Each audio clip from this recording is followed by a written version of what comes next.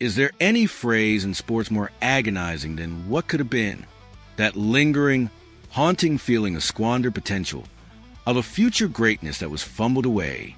Are we, the Atlanta Falcons, standing on the precipice of a mistake so monumental, so profoundly short-sighted, that we will be kicking ourselves for the next decade while a generational talent becomes a legend in another team's jersey?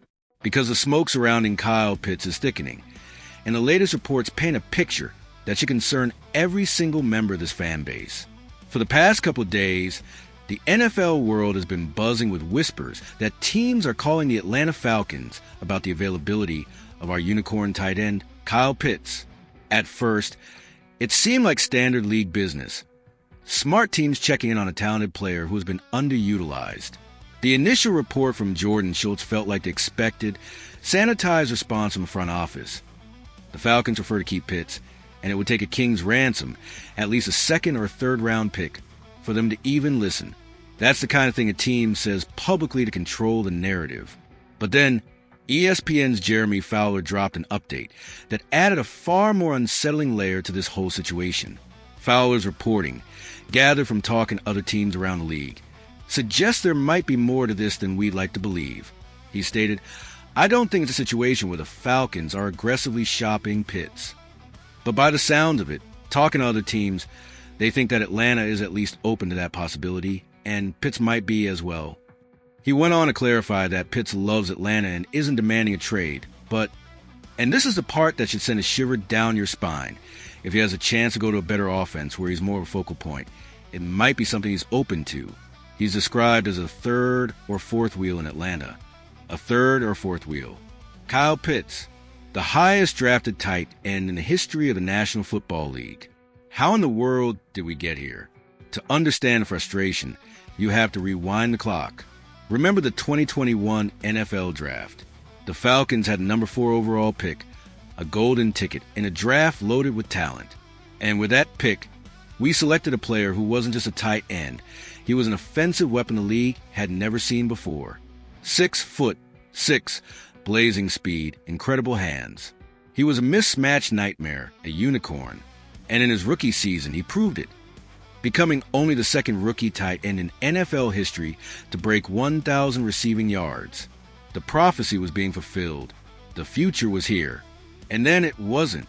For the next 3 seasons, we watched in collective agony as his revolutionary offensive weapon was systematically neutralized, not by opposing defenses, but by our own offensive scheme. He was used as a glorified offensive tackle, a decoy, a player whose primary role was to block for a run-first offense that struggled to pass the ball. The criticism was deafening and completely justified. Arthur Smith's system took a Ferrari and used it to haul lumber. The problem was never Kyle Pitts. The problem was a complete and utter failure of imagination and philosophy from the previous coaching staff. That's what makes these current trade rumors so infuriating. The fact that Pitts might even consider that his future is better elsewhere is a direct indictment of how badly he was misused. Now, with a new offensive coordinator in Zach Robinson and the first legitimate, top-tier quarterback of his career in Kirk Cousins, we are finally on the verge of seeing the real Kyle Pitts. Zach Robinson himself said just a few weeks ago that he expects Pitts to take a huge jump in 2025. The stage is set. The excuses are gone. The perfect environment has been created for him to finally ascend to the superstardom he was always destined for. So why, at this exact moment, would the Falcons even entertain the idea of trading him? It would be the definition of organizational malpractice. It is the ultimate buy high, sell low move. You invest the 4th overall pick in a generational prospect. You endure 3 years of frustrating misuse under a flawed coaching staff. And then, right as you bring the quarterback in the offensive system designed to unlock his full potential, you trade him for a 2nd-round pick? It's like owning a lottery ticket for 3 years, only to sell for $5 a day before the winning numbers are announced. You don't get credit for drafting the right guy if you give up on him right, before he proves you were right. Let's be clear. The other 31 teams in the NFL see what's about to happen. They know that Kyle Pitts, paired with Kirk Cousins in a modern offense, is a potential powder keg. That's why they're calling. They are trying to fleece us. They are hoping to capitalize on the lingering frustrations and acquire a potential all-pro talent for pennies on the dollar. The question is, does our own front office see the same thing? Or are they so scarred by the past 3 years that they're willing to cut bait on a player whose ceiling is still as high as any tight end in the league? This is a crossroads moment for Terry Fontenot and this entire regime. This decision goes beyond one player. It's about the identity of this franchise. Do we draft elite talents only to discard them when they aren't immediate successes in flawed situations? Or do we recognize the mistakes of the past, protect our investments, and put our players in a position to succeed? The solution to the Kyle Pitts situation isn't a trade. The solution is to throw him the damn football, make him the focal point he was drafted to be, unleash the unicorn. The rest of the league sees a superstar lurking within Kyle Pitts, a superstar our old coaching staff couldn't figure out how to use. These trade calls are a backhanded compliment.